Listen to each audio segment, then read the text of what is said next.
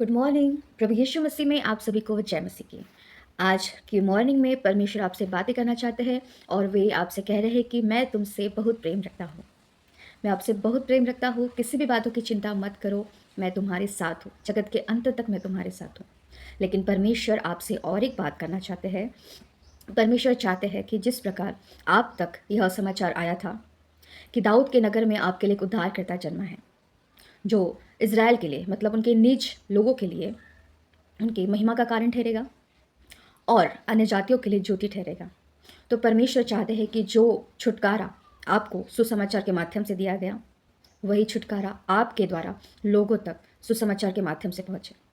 परमेश्वर चाहते हैं कि आप लोगों तक परमेश्वर के वचन को लेकर जाएं और उनसे कहें कि परमेश्वर आपसे प्रेम रखते हैं और आज दाऊद के नगर में आपके लिए उद्धारकर्ता जन्मा है और वो मसीह प्रभु यीशु है।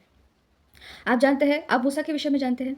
मूसा पूरे वर्ल्ड में लिखा है बाइबल में कि सबसे अधिक नम्र व्यक्ति था, मतलब एकदम हम्बल था। परमेश्वर ने उसे अपनी महिमा के लिए चुना और जब मूसा इज़राइलियों की अगुवाई कर रहा था, उनको छुटकारा दे रहा था, इज़राइलियों ने उनके नाक में दम करके रखा था। खाने की चीज़ों के लिए, पीने की चीज़ों के लिए कोई मुश्किल आ गई, कोई महामारी आ गई, बहुत उसे सताते थे।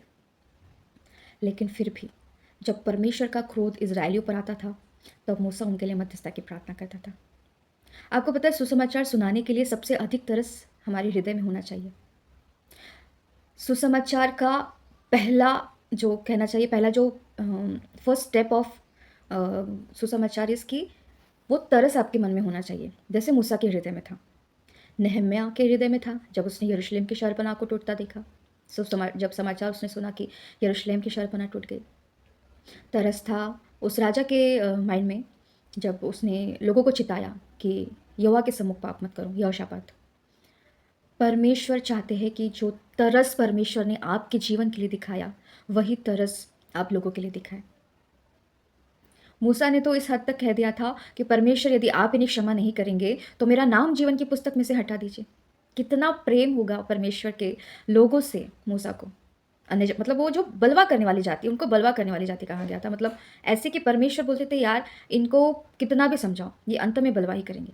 लेकिन परमेश्वर का ही प्रेम था मूसा के हृदय में जब वो मध्यस्थता की प्रार्थना करता था। प्रभु यीशु आज भी हमारे लिए मध्यस्थता की प्रार्थना करते हैं, पता है। ऐसे बहुत से उड़ाव पुत्र होंगे जो ज़रूरी नहीं जिन्होंने अपने पिता के घर को छोड़ा होगा। ऐसे बहुत से उड़ाव पुत्र आज चर्च में भी पाए जाते हैं, जो चर्च तक परमेश्वर की महिमा करते हैं और चर्च से निकलने के बाद संसार से मित्रता करते हैं। और कुछ ऐसे उड़ाव पुत्र होंगे जो बाइबल में लिखे गए व्यक्ति को दर्शाते हैं, जिसने प्रार्थना भवन को भी छोड़ा, जिसने अपने घर को भी छोड़ दिया। परमेश्वर चाहते हैं कि आप उस प्रेम को दर्शाए उनके लिए मध्यस्थता की प्रार्थना करके। आज दो बातों के द्वारा परमेश्वर आपसे बात कर रहे हैं कि एक तो आपको अन्य जातियों को, अन्य जाति इन द सेंस जो परमेश्वर को नहीं जानती, क्योंकि जाति और धर्म के बारे में तो बाइबल बात नहीं करती। बाइबल बस जीवन को बदलने की बातें करती है। परमेश्वर का वचन जीवन बदलता है। मानवता के विषय में, मानवता ही धार्मिकता को दर्शाता है बाइबल में। सबसे बड़ा धर्म मानवता का। तो परमेश्वर चाहते हैं आपसे कि आप लोगों तक जाएं, उन्हें अपने जीवन की गवाही बताएं, उन्हें सुसमाचार सुनाएं, उन्हें कहिए कि परमेश्वर आपसे बहुत प्रेम रखते हैं। अब जो ये सब्जी वाला सब्जी बेच रहा है, कितनी मेहनत के साथ वो बता रहा है कि मेरी सब्जी सबसे उत्तम है, इसे खरीदिए, इसका मोल है, इसे खरीदिए। लेकिन परमेश्वर का प्रेम अमूल्य है। परमेश्वर ने अपने पुत्र को दे दिया। परमेश्वर ने अपने लहू की कीमत चुकाई हमारे उद्धार के लिए। हमें कुछ पे नहीं करना है, हमें बस विश्वास करना है कि मसीह यीशु ही प्रभु है। परमेश्वर आज की सुबह आपको इस बात से चिताना चाहते हैं कि स्वर्ग में जब तुम आओगे तब तो मैं तुम्हारे आंसुओं को पोंछ डालूंगा, तुम वहाँ पे विलाप नहीं कर पाओगे। लेकिन आज यहाँ पे तुम मध्यस्थता की प्रार्थना से विलाप कर सकते हो।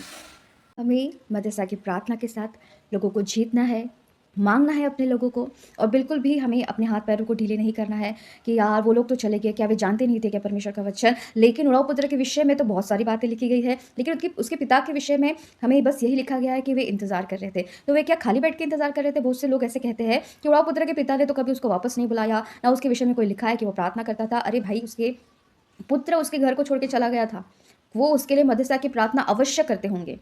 वहाँ पे पिता को परमेश्वर के रूप में दर्शाया गया है।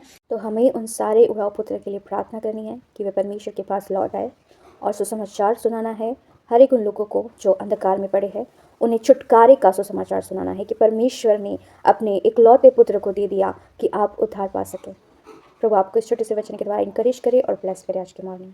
हमें ढिलाई नहीं चाहिए इस विषय में, हमें उनको मांगना है प्रार्थना में लगातार, और नए लोगों के लिए हमें आंसुओं के साथ सुसमाचार सुनाना है, प्रार्थना के साथ। हमें प्रार्थना करने की खुदा जैसे आत्मिक आंखें हमारी खोली गई, आत्मिक कान हमारे खोले गए, हम पर अनुग्रह हुआ कि हमने विश्वास किया। उद्धार को पाने के लिए हमने कुछ भी नहीं किया है, सिर्फ विश्वास किया, वो भी विश्वास परमेश्वर से ही हमें मिला है। तो वैसी प्रार्थना हमें लोगों के लिए करनी है। और मैं ये कह रही थी कि आंसुओं पोछे जाएंगे स्वर्ग में, वहाँ तो हम आंसू बहा नहीं पाएंगे कि यार मैंने अपने पड़ोसी को नहीं बचाया, उसको नहीं बचाया, हम कटम कटम कर। हमें अभी प्रार्थना करनी है कि परमेश्वर मेरे लोगों को बचा।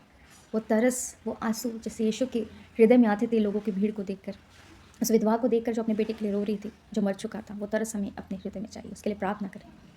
परमेश्वर आज की सुबह आपसे यही 2 बातें कहना चाह रहे कि सुसमाचार सुनाओ, आत्माओं को जीतो और उड़ाओ बच्चों के लिए भी प्रार्थना करो। परमेश्वर आपको इनकरेज करना चाहते कि जो स्वभाव मैंने तुम्हें दिया है वो मेरा है ना, तो उसके हिसाब से एक्ट करो और मेरे द्वारा मेरे लोगों को छुटकारे का सुसमाचार सुनाओ।